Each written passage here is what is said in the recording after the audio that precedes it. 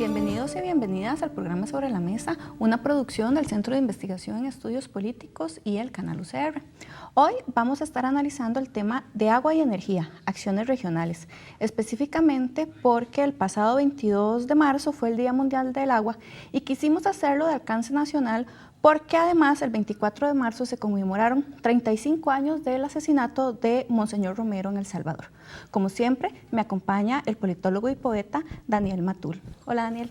Hola, Marcela, y hola a todas las personas que nos siguen allá en la casa. Hoy es un día muy especial, además de conmemorar los 35 años de la desaparición de Monseñor Romero y de celebrar el Día Mundial del Agua, pues decidimos hacer un programa sobre el agua y su vinculación con la energía, aprovechando también que hoy 26 de marzo en el calendario maya es Can, símbolo del agua, y que en el Popol Vuh o en el Popol Vuh, como ustedes lo conocen, es el corazón del agua. Hoy 26 de marzo, Can es el Día del Corazón del Agua, y también hoy una bonita coincidencia de que coincidiera, digamos, el calendario maya con el tema que hoy estamos tratando.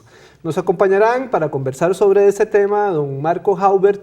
Es ingeniero, consultor en gestión integrada de sistemas políticos, económicos, sociales y naturales, además de ser consultor en varios proyectos hidroeléctricos privados y consultor en el Estado de la Nación.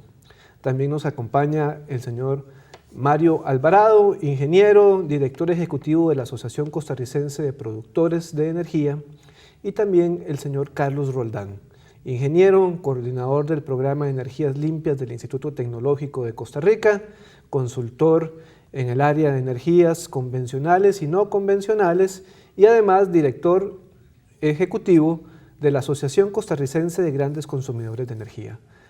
A ustedes les agradecemos muchísimo la atención que nos prestan, porque también hoy es día de partido de la selección y por eso estamos hoy apoyando a la Roja. Así que le deseamos mucha suerte a los muchachos. Como ya ustedes están acostumbrados y acostumbradas, nos vamos a ir al reportaje y regresamos enseguida.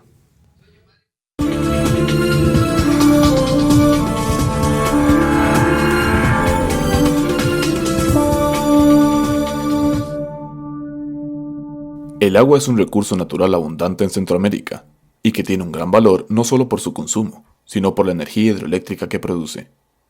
Sin embargo, de los 41 millones de habitantes de la región, 15 millones de estos no tienen acceso a agua potable. Esto debido a que este recurso no está distribuido de manera equitativa y cada vez hay mayores problemas respecto a su protección. La región depende en gran manera de las fuentes subterráneas de agua.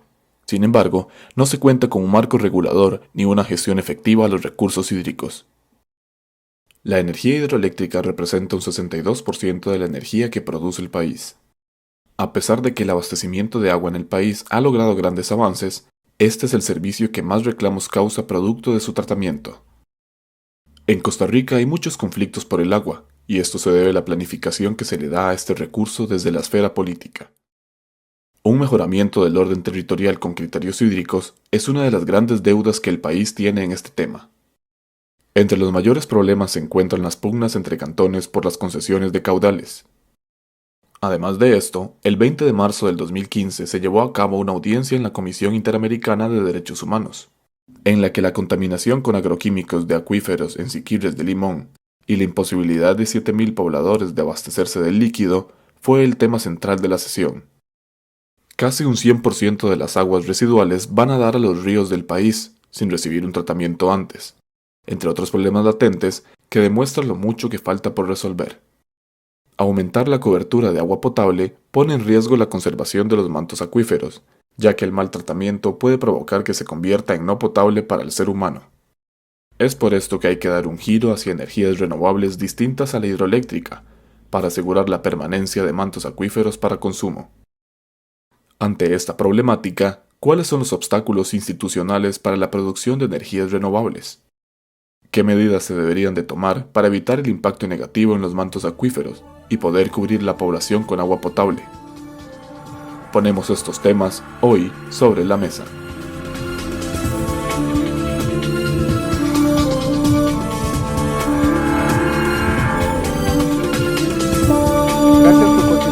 nosotros y seguirnos todos los jueves aquí en su programa Sobre la Mesa. Hoy conversando sobre el tema de agua y su vinculación con la energía y las iniciativas y proyectos regionales que hay al respecto.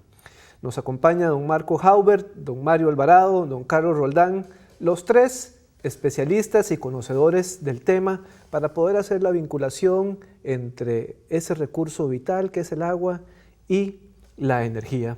Don Marco Haubert, muchísimas gracias por acompañarnos hoy en Sobre la Mesa. Decía Gabriela Mistral en uno de sus poemas, hay países que yo recuerdo como recuerdo mis infancias, son países de mar o río, de pastales, de riberas y aguas. Centroamérica es un poco esa región que describe Gabriela Mistral en su poema, somos una región de agua. ¿Cuál es la situación hoy de la región en términos de agua, don Marco? Bueno, muy buenas noches, muchísimas gracias por la invitación a este evento. Y como lo dices, la región mesoamericana es una zona llena de aguas, de muchas aguas. Lo particular acá es saber qué es lo que se tiene para poder definir qué se puede hacer con ello y qué tanto se quiere sostener en el tiempo. Muy bien. Usted habla en uno de sus artículos que estuve revisando que el elemento fundamental o uno de los elementos fundamentales para el desarrollo sostenible es la conservación del agua. Y además usa una frase muy interesante que dice, bueno, para poder proyectarnos sobre ese desarrollo sostenible hay que tener claro cuáles son las bodegas naturales. En ese tema yo diría, y le quisiera preguntar que nos profundizara, bueno, esas bodegas, esas vasijas, esos cántaros, esos tecomates donde almacenamos naturalmente nuestra agua, ¿cómo están hoy en Centroamérica? Bueno, en términos generales, bueno, me refiero más que todo a nivel de nuestro país, porque el desarrollo en los otros países varía de acuerdo a las políticas, líneas de pensamiento y facilidades o no que han tenido para sus propios desarrollos. Y eso va en función de su nivel económico y político. Caso particular de nuestro país, el tema de lo que son bodegas naturales, aunque aplica a nivel general, a nivel global, es que son las bodegas donde diversos tipos de recursos, porque el agua no es exclusiva, si bien sin el agua no hay vida, puede que haya mucha agua, pero si no están los otros recursos, igual vamos a tener problemas. El tema de las bodegas naturales, es a lo que me refiero con ello, es que la naturaleza para el ser humano y para la sociedad es una bodega, es un almacén donde puede encontrar muchos recursos, pero nosotros no somos los únicos usuarios, también están la fauna y la flora que son también usuarios, como las aves, ¿verdad? Entonces, en el caso particular del agua, de ahí tenemos una entrada en toda la región, que es la precipitación, y a partir de ahí es la entrada al inventario que tenemos en nuestros almacenes naturales, y de acuerdo a cómo nosotros le demos mantenimiento a esas bodegas, así vamos a tener el recurso disponible de acuerdo al momento y a la necesidad que se quiera satisfacer. Tenemos, por ejemplo, las famosas la escorrentía superficial, que es lo que llueve y escurra. Ya son todos los ríos, riachuelos, quebradas, como la quebrada Negritos que pasa por aquí nomás, que cómo ha cambiado mucho tiempo desde que supongo que fue el natural. Ahorita es otra historia, ¿verdad? Claro.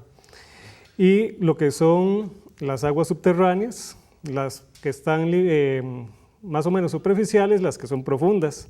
De acuerdo a lo que se haga, es una bodega que almacena durante un buen tiempo el agua, y de acuerdo a cómo se explote y cómo se trate las particularidades de esa bodega, el agua puede soportar varias cosas o simplemente se echa a perder y va a pasar mucho tiempo antes de que se pueda volver a usar.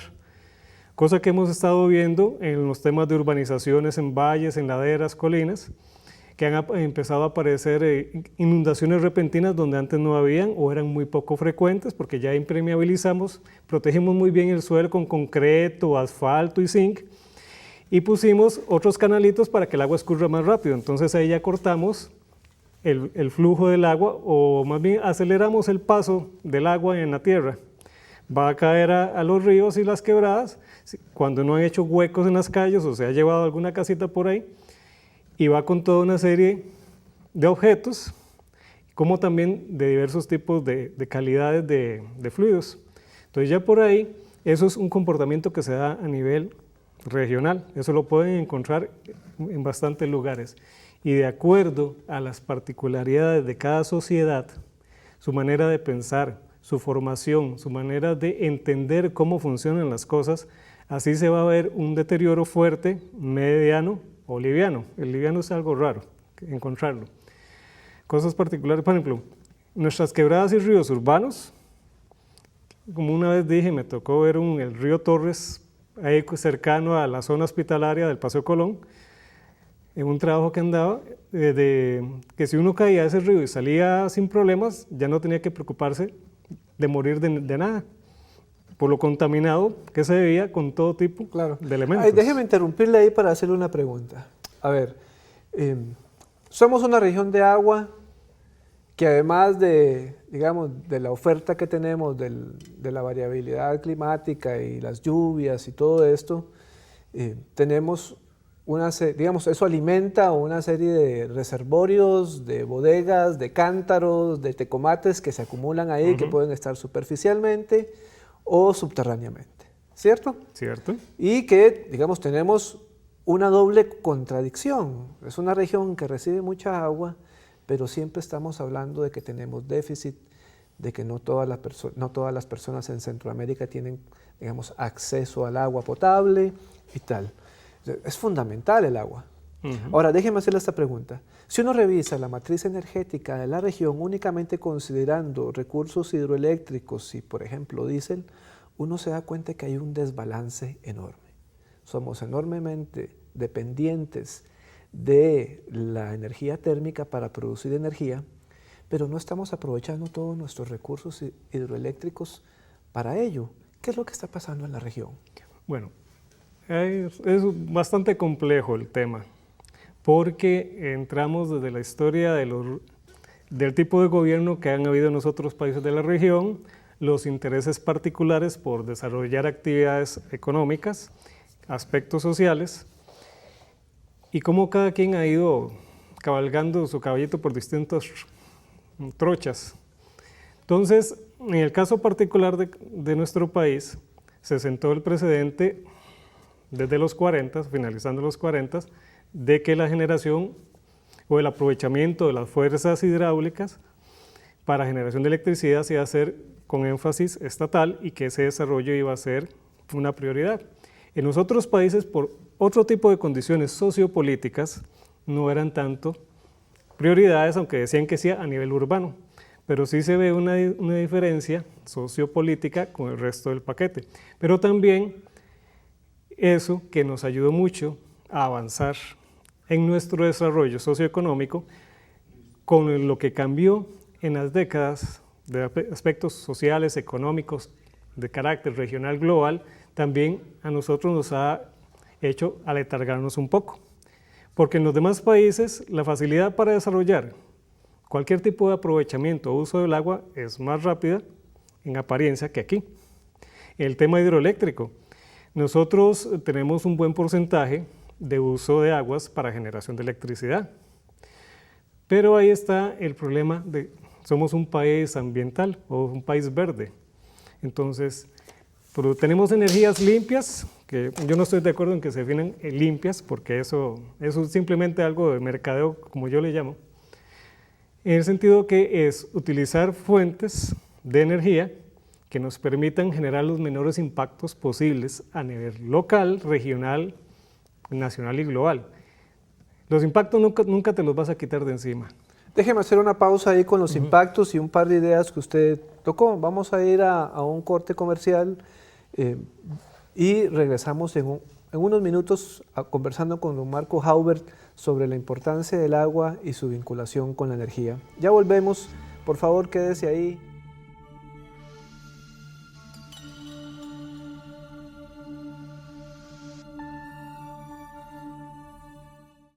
Conversando con Marco Haubert, ingeniero, consultor en gestión integrada de sistemas políticos, económicos, sociales y naturales, entre otras experiencias que ha tenido don Marco. Don Marco, hace unos minutos usted nos hablaba de uno de los componentes principales de la vinculación entre agua y energía, que es la generación. ¿Cuáles son las deudas que tenemos en materia de generación en Costa Rica? Y si puede hacernos el comentario también para Centroamérica. Bueno, deudas de generación, ¿a qué le llamas deuda? Los principales problemas, los Sí, déficits que tenemos. Es que depende en el grupo que estés, Ajá. puede entenderlo distinto. Parte de los procesos para hablar de gestión de un sistema complejo es la normalización del lenguaje, porque no es lo mismo que yo diga una buena calidad de vida, que tú la entiendas, a como yo la entiendo. Bueno, sí, tiene toda la razón. Entonces, en el tema de las historias de generación, con lo que te comentaba de cómo ha cambiado la dinámica en las décadas sobre si la energía es un servicio público o es un negocio, depende de los puntos de vista de la filosofía económica que se tiene, pues ahí se van combinando. Entonces, a nivel de Centroamérica, prácticamente se abrió la historia de hacer un buen negocio con la generación eléctrica, proveyendo un servicio sustentable para los desarrollos productivos de cada país. Por eso tenemos el famoso sistema de interconexión para América Central. Ya está la conexión también con México y dentro de poco va a estar la conexión de Panamá con Colombia. Entonces está montando una autopista de transporte eléctrico. Entonces en los temas de generación de electricidad, si nos enfocamos en el punto del agua, es hablar de hacer represas. Pero entonces hay la pregunta, ¿de qué tamaño quieres el embalse? ¿De qué tamaño quieres la bodega artificial de agua para generar electricidad? ¿Y quién va a ser tu cliente? Si va a ser alguien estatal, va a ser alguien de la sociedad civil, alguna industria particular. ¿Vas a poder negociar esa producción eléctrica con un único comprador o puedes vendérsela a quien te la pague mejor? Dos cositas ahí que usted mencionó. Ahora hablaba del sistema de interconexión eléctrica en Centroamérica, que es una de las iniciativas que se ha finalizado hace poco tiempo. Hace pocos meses tuvimos la noticia de que ya se había completado el tramo que hacía falta de Costa Rica y que ahora se va a extender a Panamá con Colombia. Pero entonces podríamos decir que lo que viaja ahora en materia, digamos, regional, podríamos decir que es la luz. La electricidad. Sí, un componente importante de la integración hoy que viaja por toda Centroamérica es la luz, la electricidad. ¿Sí? Y entonces, si es tan importante eso, no solamente para la calidad de vida, sino para el desarrollo industrial, para el desarrollo económico, para potenciar la competitividad de los países, ¿cuáles son las tareas que tenemos que hacer en función de proteger esos reservorios, esas bodegas, esos tecomates donde estamos almacenando el agua? ¿Cuáles son los retos que tenemos ahí? Ahí, de hecho, yo ya había comentado antes eso en el sentido de que primero tienes que saber qué tienes de inventario en tus bodegas naturales. La otra después, de acuerdo a tus propuestas de desarrollo, de lo que proyectes para la sociedad a cierto plazo, qué necesidades vas a tener que cubrir y en qué aspectos. Para, con base en eso, decir, ok, tengo este inventario de recursos y su dinámica natural, sobre la cual no tengo a veces control. Por ejemplo, el tema de la precipitación no tengo mayor facilidad de controlarlos. Ya el escurrimiento superficial sí se puede controlar un poco y la parte de aguas subterráneas.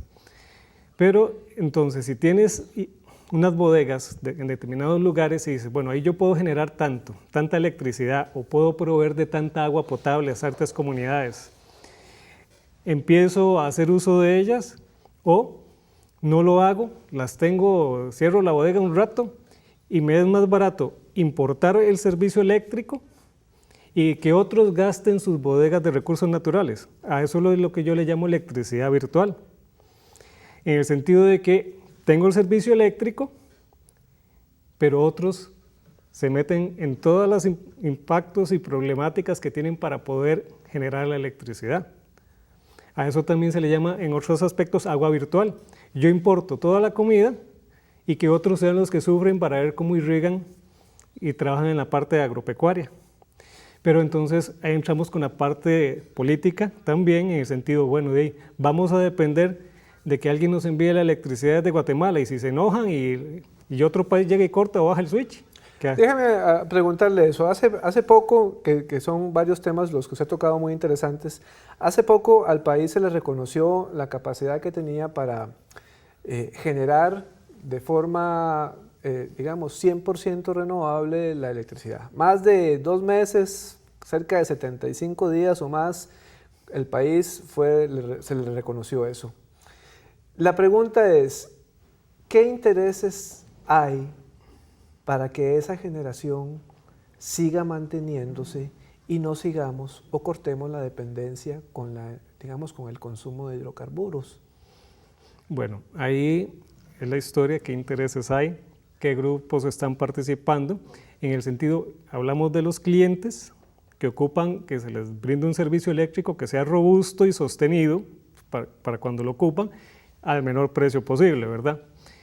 Y en el otro aspecto, ¿cómo hacerlo? Porque yo puedo poner mis plantas y convertir a Costa Rica en una isla eléctrica, por decirlo así, que nosotros nos proveamos el suministro eléctrico. Pero si son condiciones de fuentes renovables, ahí tienes que definir, ¿administras la fuente renovable sí o no? En el caso de las eólicas, ¿tú administras el viento para que las hélices giren cuando tú lo ocupes? A nivel de paneles solares, tienes la luz las 24 horas y en la noche para pausar el respaldo ocupas baterías. Entonces, desde el punto de vista de baterías, desde la gestión ambiental de esas baterías, ¿cuál es el impacto de tener esas baterías ahí?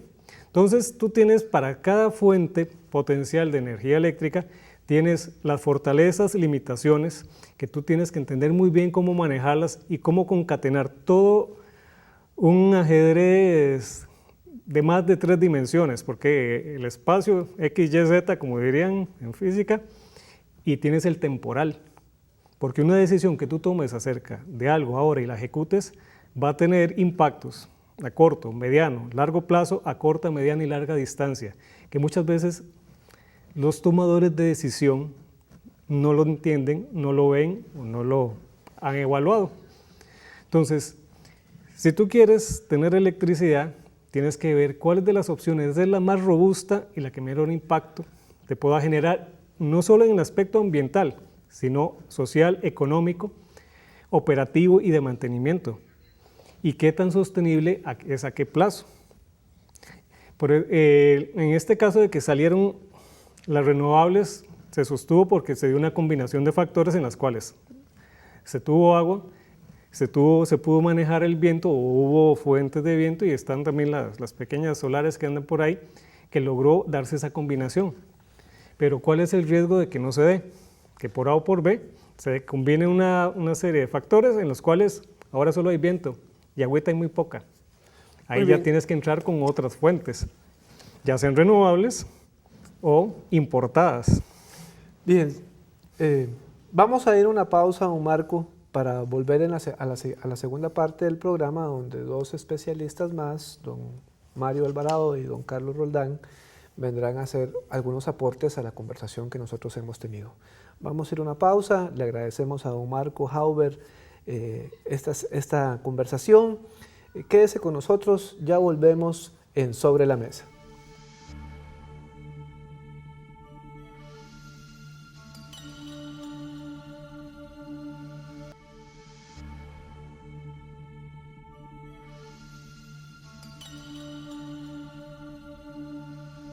Continuamos en Sobre la Mesa, hoy analizando agua y energía, acciones regionales. Para esta parte del análisis vamos a contar con la presencia de don Mario Alvarado, que es ingeniero civil, director de la Asociación Costarricense de Productores de Energía, bienvenido, y don Carlos Roldán, que es coordinador del programa de energía limpia del Tecnológico, consultor en el área de energías convencionales y no convencionales y director ejecutivo de la Asociación Costarricense de Grandes Consumidores de Energía. Muchas gracias. Tal vez para empezar, don Mario, en la entrevista, de hecho, anterior, un poco lo que se estaba hablando también era se ha dado toda una discusión, ¿verdad?, a nivel mundial y a nivel centroamericano sobre los conflictos y las diferentes opciones que se han planteado para la generación de electricidad, y una que destacaba como renovable era la del agua. ¿Por qué efectivamente no se ha logrado, digamos, avanzar más en el tema de generar energía con, digamos, la utilización del agua? Bueno, muchas gracias por la invitación. Yo creo que Costa Rica sí ha hecho avances notorios en el tema de generación con fuerzas hidráulicas. Y voy a hacer un muy breve recuento. Tenemos desde 1884 producción hidroeléctrica en Costa Rica. Sí, claro. Fue don Manuel Víctor Dengo, el papá de don Omar Dengo y el abuelo de don Jorge Manuel Dengo, quien puso la primera planta eléctrica ahí detrás de la Biblioteca Nacional. Entonces ya eso marca un hito en la historia. Otro hito en la historia, como bien lo comentaba don Marco Haubert, es que en el 49 se creó el ICE impulsando especialmente recursos hidroeléctricos. Y otro hito en la historia es que en 1990 se le da espacio a la participación del sector privado con energías renovables, particularmente generación hidroeléctrica, para hacer este aporte adicional al sistema eléctrico. Yo creo que han habido varias cosas útiles desde el punto de vista de este aporte, porque una de ellas es para eliminar algunos mitos que algunas personas aplican, y me parece que yo no estoy de acuerdo con algunas de las cosas que se dieron en la parte introductoria. Yo creo que hay una relación simbiótica entre la generación hidroeléctrica y las fuentes de agua para abastecimiento. La generación hidroeléctrica se mide en metros cúbicos por segundo, que es una dimensión. El uso de agua para abastecimiento de población se mide en litros por segundo, una relación de 1000 a 1. Entonces, realmente no hay una afectación en cuanto al agua que se usa para abastecer fuentes de agua para las poblaciones, que es la primera prioridad que señala nuestra ley de agua, que es desde 1942 que está ahí establecida, con respecto al uso hidroeléctrico. Pero además de eso, la generación hidroeléctrica tiene una gran ventaja, y es que normalmente protege la cuenca el interesado en hacer ese desarrollo hidroeléctrico. ¿Por qué? Porque en la cuenca está el recurso que ellos usan, pero al proteger ese recurso también lo protegen para fuentes de abastecimiento de agua. Entonces ahí me parece que cuando algunos dicen que hay una amenaza porque se desarrollan proyectos hidroeléctricos para el abastecimiento de agua, yo digo exactamente lo contrario, es una ventaja, es una virtud, debería promoverse, y hay ejemplos concretos, tanto en el sector privado como en el sector público. Lo vemos en la protección de cuencas, por ejemplo, en la zona del Cerro Platanar, en San Carlos, cuyas fuentes de agua abastecen la población de Ciudad Quesada. Y lo vemos en el caso del ICE con el embalse El Llano, de donde se deriva el acueducto Rossi, que le da el agua a la mitad de la población de Costa Rica en el Valle Central. Entonces, creo que esas cosas que es importante que la gente sepa y aclararlas. Y me parece muy oportuno que el programa no solo esté diseñado para ver el tema de generación con agua, sino también que se enmarque dentro del Día Mundial del Agua. Y este año, el Día Mundial del Agua está dedicado a agua y desarrollo sostenible. Entonces, tenemos que hacer sostenible ese recurso. Y una forma de sostenerlo es creando una producción que sea amigable. Yo creo que lo que tiene como reto el país hacia adelante es que estos desarrollos no solo sean muy respetuosos con el ambiente, sino que sean útiles para producir hidroelectricidad, que es un bien muy importante para nosotros, es un bien autóctono. Con esto no estamos, digamos, perdiendo divisas como se pierden cuando generamos con energía térmica.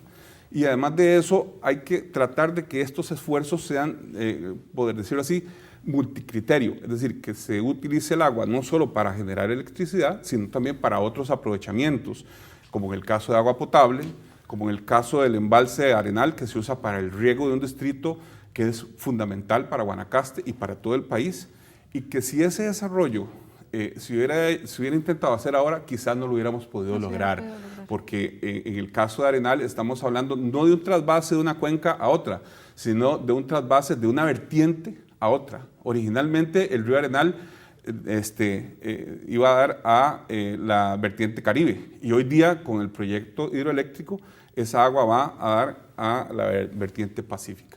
Don Carlos, yo creo que don Mario ahondó bastante en el tema de cómo Costa Rica se ha logrado, ¿verdad?, generar energía mediante proyectos, ¿verdad?, relacionados con el agua, Pero en la entrevista don Marco más bien planteaba que a pesar de ser una región, ¿verdad?, Centroamérica, en la cual hay mucho recurso, digamos, en ese sentido, por un tema más de política regional o de las políticas propias digamos, de Centroamérica, de cada uno de los países, no se logró avanzar de igual medida en otros países. ¿Estamos en este momento en una situación crítica o ya estamos logrando avanzar para poder tener una interconexión y poder generar muchísima más energía con recursos renovables?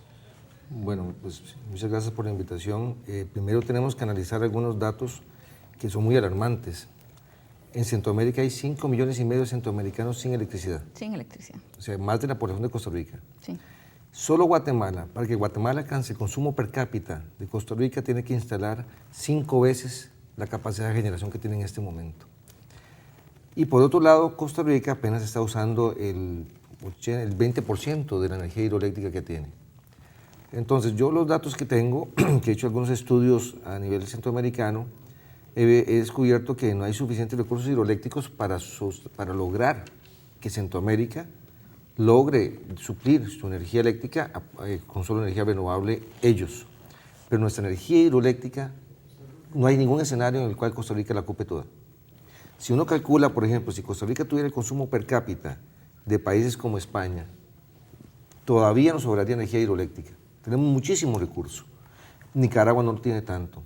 Entonces, el problema que tenemos es que por no establecer políticas regionales, ¿verdad?, por intereses individuales, encontramos con que, por ejemplo, Panamá está consumiendo en este momento un 40% de su energía con combustibles. Sí. Y nosotros el próximo año entra reventazón y no tenemos a quién vender esa energía. Entonces, definitivamente, las políticas que se han a nivel centroamericano no han sido debidamente integradas. A mí me parece que Costa Rica en particular ha sido muy tibio en ese tema. Nosotros debimos hace 3 o 4 años comenzar a presionar para que Panamá ampliara la línea de transmisión y poder nosotros exportar energía a Panamá. En este momento le puedo asegurar con datos, ¿verdad?, incluso con entrevistas que he hecho a operadores de plantas hidroeléctricas del ICE, que han habido en este año momentos donde plantas hidroeléctricas del ICE se han tenido que parar porque no hay mercado. Pero entonces, ¿por qué consumimos, generamos energía con hidrocarburos? Bueno, nosotros generamos energía porque el perfil de las lluvias no es homogéneo todo el año. Por supuesto. Entonces, por ejemplo, después de, curiosamente, fue triste, ¿verdad?, pero esas cosas son las partes donde a veces Costa Rica se ve mal. Publicamos que teníamos 75 días de generar sin quemar combustible y a los 5 días encendimos las plantas térmicas, ¿verdad? Entonces, uno ocupa generar térmicamente para complementar la matriz energética. Lo que yo le puedo decir es esto, vean, una matriz 100% renovable es sumamente cara y va a provocar siempre pérdida de energía. Pero una matriz combinada, donde usted pueda tener gas natural, no búnker como somos nosotros, sino gas natural propio, extraído del suelo, combinado con energía hidroeléctrica, es la matriz que ha demostrado ser la más económica y la que aprovecha mejor los recursos. ¿Por qué razón? Porque así como el agua se almacena en el subsuelo, también tenemos una gran cantidad de gas natural almacenado en el subsuelo. Entonces, usted simplemente abre la llave cuando la energía hidroeléctrica no está disponible. Sí. Y la cierra, y entonces la energía está acumulada. Y eso lo hace Colombia. Y gracias a eso, Colombia le ofrece a su pueblo una energía a la mitad del costo de lo que cuesta en Costa Rica. Claro. Entonces, esas son las cosas que tenemos que ver, ¿verdad? Don Mario, en esa misma línea de lo que estaba planteando don Carlos, claro, aquí se ha abierto una discusión que, bueno, vamos a poder discutir porque no nos queda muchísimo tiempo en este segmento, pero sí me interesa introducir el tema de que, bueno, la discusión con respecto a abrir en parques nacionales la producción de geotermia, ¿verdad?, que también es otro mecanismo. O sea, ¿ustedes han estado, digamos, participando de estas discusiones? ¿Cuál ha sido la posición? Nosotros hemos participado últimamente en las discusiones que invitó el Ministerio del Ambiente y la Energía con las mesas de diálogo sobre el tema de electricidad. Participamos en todo el proceso del Ministerio y ahora estamos esperando los resultados. Lo que se ha planteado en parques nacionales es solo para el tema de geotermia y solo para la participación del ICE en el tema de geotermia. No hay más, digamos, discusión de eso y nosotros realmente no estamos participando en ese espacio específico porque me parece que está muy definido en cuanto a los actores. No está abierto para el tema hidroeléctrico. Me parece que ese no es el objetivo de la discusión, me parece que no es posible abrir generación hidroeléctrica en parques nacionales. Creo que sería contradictorio a la razón por la cual estos parques fueron creados, ¿verdad? Pero en el resto lo que hay que ver es cuáles son las ventajas y las desventajas de la energía hidroeléctrica. Ya hablamos un poco de las ventajas, pero hay que también saber que hay desventajas con la energía hidroeléctrica. No las voy a puntualizar todas, pero voy a decir algunas que son importantes entender. El cambio climático afecta la energía hidroeléctrica porque al final de cuentas es un recurso que depende del clima. Y don Marcos, que es un experto en el tema de hidrología, sabe bien que nosotros estamos en un istmo, igual que el resto de la región. Por eso nuestra afectación es semejante, aunque con algunas diferencias. Además de eso, es afectado por lo que se llama el estiaje. ¿Qué es el estiaje? Cuando hay disminución de caudal, básicamente por el verano. Entonces en el verano hay evidentemente menos agua. Eso afecta especialmente a las plantas que son dependientes más del agua que pasa por el río y no tienen gran capacidad para almacenar, aunque la mayoría tienen una capacidad suficiente para poder resolver los temas diarios, y eso es una característica de casi todas ellas. Pero se ocupan plantas, en este caso, que tengan gran embalse. El problema es que Costa Rica no tiene muchos sitios para eso, realmente son reducidísimos los sitios que tiene para esta cosa, y además el gran embalse tiene incluidos aspectos de impacto ambiental que son mayores que las plantas, digamos, de pasada o las plantas más simples.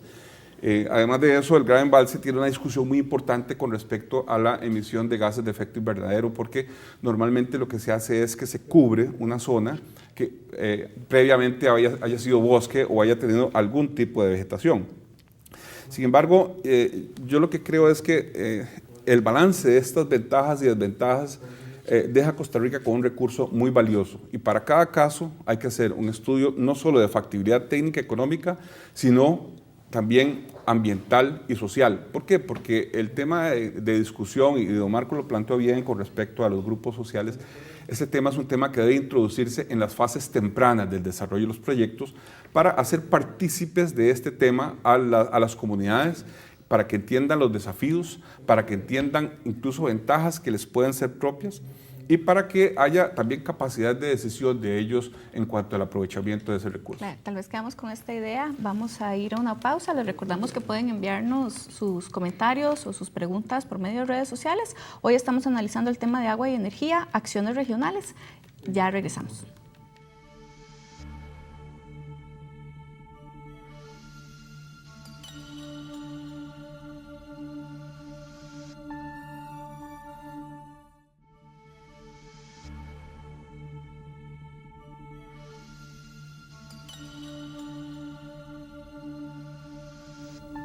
Muchísimas gracias por seguir con nosotros, acompañarnos hoy en una discusión más que hemos puesto sobre la mesa, hoy conversando con Marco Haubert, Mario Alvarado, Carlos Roldán, 3 personas que saben muchísimo de este tema. Don Marco, en esta parte del programa usted tiene la posibilidad de ampliar, comentar o rebatir algunas de las ideas que tanto don Mario como don Carlos acaban de exponer. Para eso contamos en un periodo más o menos de unos 2 minutos. 2 minutos, muchas gracias. Es más que todo complementar porque todo está interrelacionado. Como lo mencioné anteriormente o previamente, toda decisión genera impactos. Positivos o negativos ya depende con quién hables y cómo se mida, cuál es tu sistema de referencia. En el caso de las energías renovables y del agua,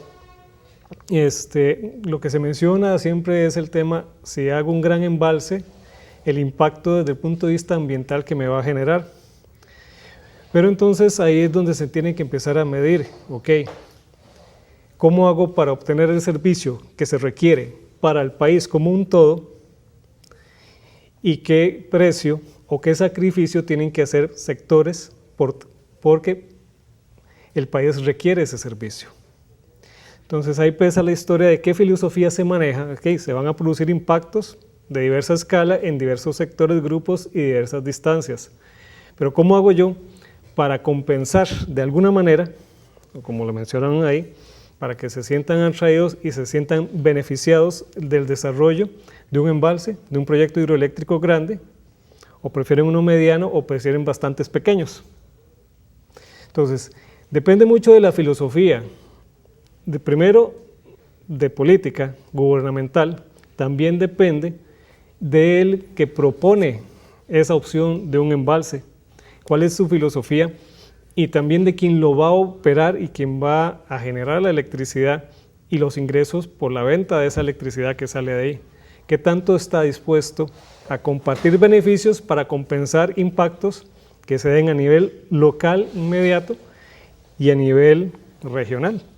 Muchísimas gracias, don Marco. Hay una cosa que usted acaba de mencionar que lo quiero ligar con lo que don Mario Alvarado dijo ahora.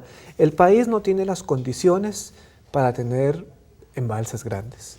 Pues la posibilidad, y eso lo traslado a la mesa donde está nuestra compañera Marcela, don Mario y don Carlos, la única posibilidad entonces son los embalses pequeños, como usted lo decía, muchos pequeñitos en lugar de pocos grandes.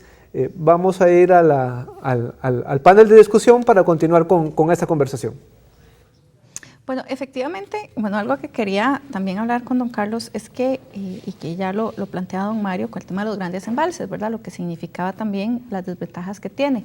Y hay algunos estudios que plantean que también hay que generar condiciones para que también la calidad del agua que están en esos embalses pues se mantengan, ¿verdad? También para el consumo, porque bueno, rápidamente uno puede ver que en algunas represas empieza a generarse flora, ¿verdad? Y los lirios y todo este tipo de cosas. ¿Cómo lograr ese equilibrio, ¿verdad? Entre generar energía, pero además también la protección de un recurso tan importante como es el agua? Sí, yo creo que nosotros cometemos un error. Hay discusiones que son individuales y no se pueden llevar a la generalidad. La directora de la Unión Internacional de Conservación de la Naturaleza decía que ella sí está de acuerdo con que se puede aprovechar la energía que hay en parques nacionales. Pero lo que dice es que una discusión que debe ser técnica se vuelve política. Sí. Y entonces en ese tipo de discusiones aparecen un montón de oportunistas políticos que no conocen del tema y hacen que la decisión se vuelva más complicada. ¿Por qué? Porque malinforman a la población. Cada proyecto tiene que analizarse por separado. Por ejemplo, hay una gran cantidad, si hay posibilidad de hacer embalses grandes, sobre todo, por ejemplo, en la zona de Talamanca, y alguien dice, pero es que es una reserva indígena. Sí, pero cuando el río Sitzaola se sobrellena, tenemos inundaciones. Y sí, muchas personas, muchos indígenas se ven afectados por las inundaciones que provoca ese río. Si tuviéramos un embalse que contuviera ese caudal, haríamos lo que hizo China, con un proyecto muy grande que logró reducir las pérdidas materiales y humanas debido a ese tipo de cosas. Entonces, lo que tenemos que entender es, tenemos que dejarle espacio a los técnicos para que hagan el análisis como debe ser. Pero tenemos que entender que los que tienen que hacer el análisis para determinar si el proyecto va a tener impacto o no va a tener impacto, si es mitigable o no es mitigable, son los especialistas, no los políticos. Porque ahí es donde comenzamos a tener el problema de que entonces se puede tergiversar, se puede llevar una discusión a un ámbito que es mucho más abstracto. Yo creo, que, por ejemplo, existen herramientas, se habla mucho del caudal ecológico, lo cual es muy importante. Aquí no hemos hablado mucho de la necesidad del agua para mantener la vida, el ecosistema. Claro. Hemos hablado solo del ser humano, pero también necesitamos agua para mantener la vida del bosque. Y eso, pues yo soy ingeniero químico y le puedo decir que hay montones de herramientas para poder controlar automáticamente el caudal ecológico de un río. Podemos tener cámaras de video enlazadas al Ministerio de Ambiente para que si en algún momento se detecta que no hay suficiente agua en el río, se mande a parar la planta hidroeléctrica y no generar un impacto. Hay muchas cosas que se pueden hacer, pero el problema que siento yo es que queremos debatir en temas que no se pueden resolver de una forma tan general. Don Mario, usted hablaba ahora de desventajas y un poco lo que planteaba don Carlos, de que hay formas de hacer las cosas mitigando lo más que se pueda, ¿verdad?, el daño. ¿Qué oportunidades tenemos como región para poder generar mayor energía conservando un recurso tan importante como el agua y protegiendo un recurso tan importante como el agua, siendo una región, como lo decía Daniel al inicio, en el cual somos una región de agua? Sí, así es, doña Marcela. Yo creo que tenemos muchas oportunidades porque es nuestro recurso. Entonces, lo que tenemos que hacer es usarlo bien, como dice don Carlos.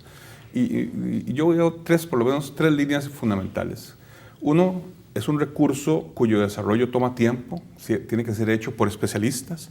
Entonces, requerimos una planificación de largo plazo para poder ubicar estos proyectos en su debido punto en la línea de desarrollo. Además de esto, en Costa Rica tenemos necesariamente que hacer una complementariedad de fuentes. Es decir, la fuente hidroeléctrica es una, pero requerimos complementarla con otras renovables y con un respaldo que le permita a todos los ciudadanos tener energía en el momento oportuno. Y me voy a referir por lo menos brevemente al tema de los embalses pequeños y grandes que tienen un concepto que puede ser complementario. Costa Rica básicamente tiene solo 2 sitios para embalses grandes. Uno es de Quis, Sí. y el otro es un sitio en la zona de Talamanca que está dentro del Parque Internacional de la Amistad. Yo le veo posibilidades nulas de desarrollo, Por con todo estar dentro del respeto, parque. don Carlos, porque está dentro no solo del Parque Nacional, está dentro de un parque internacional. Sí, además. Costa Rica, Panamá. Pero tenemos el de Quis, sin embargo tiene muchas dificultades de desarrollo. Y eso tiene que estudiarlo, digamos, en este caso, no solo el ICE, sino el gobierno, porque es un desafío de carácter nacional. Y además de eso, hay una serie de sitios de embalses medianos y pequeños que hay que ver cómo se manejan. Y hay que tomar en cuenta como característica que la generación de energía hidroeléctrica hace un uso no consultivo del agua. Y me explico. El agua que se usa para generación hidroeléctrica no desaparece. Simplemente se usa esa agua y se devuelve al sitio de restitución, al río, o en caso de que haya acceso al río, normalmente en la misma cantidad y con las mismas características físico-químicas. Es decir, no se consume. No hay contaminación tampoco. No hay una contaminación en el proceso, pero usted citó algo importante. En los embalses hay que tener cuidado para que no haya, digamos, lo que se llama eutroficación, que es, por ejemplo, la aparición de lirios de agua y esas cosas. Me parece que eso va más de la mano con un manejo ambiental de la cuenca, en donde yo creo que el proyecto hidroeléctrico puede hacer cosas positivas. Sin embargo, eso es más clásico, más conocido en embalses de cierto tamaño que están dentro del río. Hay muchos proyectos que lo que tienen es un embalse más pequeño fuera del río y que normalmente no presentan ese tipo de desafíos. Lo importante es un manejo con análisis de largo plazo por los especialistas correctos, una complementariedad de fuentes y entender que el agua no es, en el caso de fuerzas hidráulicas, no es un recurso que se consume, a diferencia de otros casos como el riego para agricultura o el uso industrial u otras aplicaciones. Don Carlos, usted ahora quería referirse a algo de lo que planteó don Mario, pero también, ¿qué oportunidades ve usted además de las que nos planteó don Mario? No, hay muchas. En geotermia tenemos un potencial enorme. Imagínense ustedes, por ejemplo, que los cálculos que hemos realizado dentro de la coordinación del programa de Energías Limpias indican que solo la geotermia que tiene Costa Rica podría reducir y eliminar completamente la generación térmica en Centroamérica. Y el impacto a nivel de emisiones de CO2 equivale a la mitad de lo que produce Costa Rica por quemar combustibles. O sea, la exportación de electricidad, sí. Por ejemplo, yo hice unas propuestas en donde Costa Rica, la energía que no se va a aprovechar, podría reducir en 180 millones de toneladas de CO2 en un periodo de menos de 20 años. Eso es una meta que regionalmente supera la carbono neutralidad de Costa Rica desde el punto de vista ambiental, ¿verdad? Es una gran cantidad de CO2 que se evita. Entonces, yo creo que el tema lo tenemos que poner sobre la mesa. Tiene que haber una decisión país. A mí me preocupa mucho que a pesar de tener excedentes, el país no habla sobre el gran potencial que podría convertirse y el motor de desarrollo que podríamos tener si la exportación de electricidad se declarara de interés nacional. Para que tengamos una idea clara. ¿Por qué no exportamos? Además de lo que eso nos iba a plantear. Yo creo que es un tema de que el país no ha visto la exportación de electricidad como un eje de desarrollo, principalmente, porque realmente el potencial está. Tenemos capacidad para competir, pero no ha habido voluntad política para decir vamos a ir hacia una meta de exportación fuerte. Lo importante es esto, vean, la mayor parte de los proyectos hidroeléctricos y eólicos que están en el país están en los cantones más pobres. Entonces hay un proyecto en el Tribunal Supremo de Elecciones para ir a un referéndum nacional que contempla que el país exporte electricidad, se declare de interés nacional y que un 7% de las exportaciones se asignen a las municipalidades donde se hagan los proyectos. Eso significa que le vamos a dar a cada una de las comunidades donde hay proyectos de generación recursos para que se desarrollen. Y no lo que pasa ahora, ¿verdad? Que se hace el proyecto de Reventazón, entonces durante ese boom hay muchísimo empleo y luego se va y lo que hay es un montón de desempleo, un montón de personas. Sí. Entonces ese proyecto se puede ver. Entonces, yo creo que es un tema nacional que tal vez los políticos no han querido enfrentarse a ciertos grupos de poder como ambientalistas o oportunistas políticos, ¿verdad?, que podrían lograr protagonismo ahí. Y el tema no está, pero los datos que yo tengo es que el país podría recibir $2.000 millones, $2.000 millones por explotar electricidad. Es muchísimo dinero como para que no lo discutamos. Y eso además tendría un impacto en las tarifas. Definitivamente, podrían bajar un 40%, solo por el ingreso que el ICE tendría por lograr un mayor volumen de ventas, ¿verdad? Eso es una realidad. Eso es un punto que no hemos tocado. Claro. Que es la matriz energética renovable es de costo fijo. Se produzca o no se produzca, llueve o no llueve, hay que pagar las inversiones y hay que pagar los salarios. Y por eso el problema que tenemos nosotros es que si hicimos proyectos hidroeléctricos y eólicos y no se aprovecha la energía, las tarifas aumentan, porque hay que pagar las inversiones. Entonces, entre más se aprovechen esas energías, más bajan las tarifas. Y por eso tenemos que buscar un aprovechamiento al 100% de toda nuestra matriz energética, ¿verdad? Don Mario, cuando uno habla de potencial energético de fuentes limpias, ya don Carlos ha insistido en algunas, ¿verdad? ¿Usted realmente piensa que la energía hidroeléctrica es el mayor potencial, puesto que no hay tanto, solo en los embalses grandes, como nos explicaba, en realidad podría haber una oportunidad, pero en los embalses pequeños es donde podríamos realmente generar muchísimo más? Hay mucho potencial hidroeléctrico en Costa Rica. Somos un país realmente privilegiado. Los números los pueden ver en las oficinas especializadas en el tema, por ejemplo, en la oficina de la Dirección Sectorial de Energía del MINAE. Ellos tienen los números que demuestran eso. No es el único recurso con gran potencial. Tenemos un enorme recurso solar, por ejemplo. Tenemos grandes recursos a nivel eólico. Lo han demostrado ya algunas obras o plantas que están operando, especialmente en la zona de Guanacaste, que es privilegiada. Ya don Carlos habló sobre la geotermia. Y tenemos mucha biomasa. Nosotros estamos en el paralelo 10. Aquí las cosas crecen, a diferencia de otras latitudes, ¿verdad? Sin embargo, yo creo que lo que se requiere es, como le dije, una complementariedad, y eso es posible con planificación.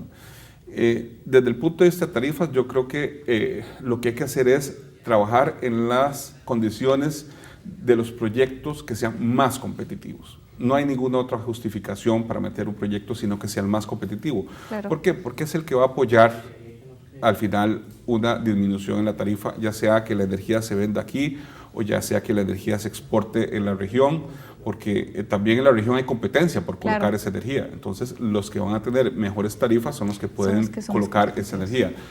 Sin embargo, yo tengo aquí una muy leve diferencia con el criterio de don Carlos. En el caso del sector que yo represento, que es el sector de energías renovables con inversión privada, la facturación nuestra es si nosotros producimos. Si nosotros producimos, nos pagan. Si no producimos, no nos pagan. Bueno, eso es Entonces, un elemento yo importante. creo que eso es por lo menos algo que me gustaría aclarar. Sí, claro. En este Bueno, muchísimas gracias, don Mario Alvarado y don Carlos Roldán, por estar acá en Sobre la Mesa. Les agradecemos a ustedes también por habernos acompañado.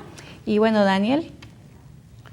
Gracias, Marcela. Agradecerle una vez más a don Marco Hauber, a don Mario Alvarado, a Carlos Roldán por su compañía, a ustedes que siempre están con nosotros. No se les olvide vernos el sábado 8 de la noche, domingo 12 de mediodía y lunes a las 4 de la tarde. La próxima semana es Semana Santa, lamentablemente no podremos estar con ustedes, volvemos el 9 de abril y recuerde, el poeta costarricense Laureano Albán una vez dijo: eres un ser de lluvia, somos seres de lluvia, seres de agua, hay que cuidarla. Nos vemos.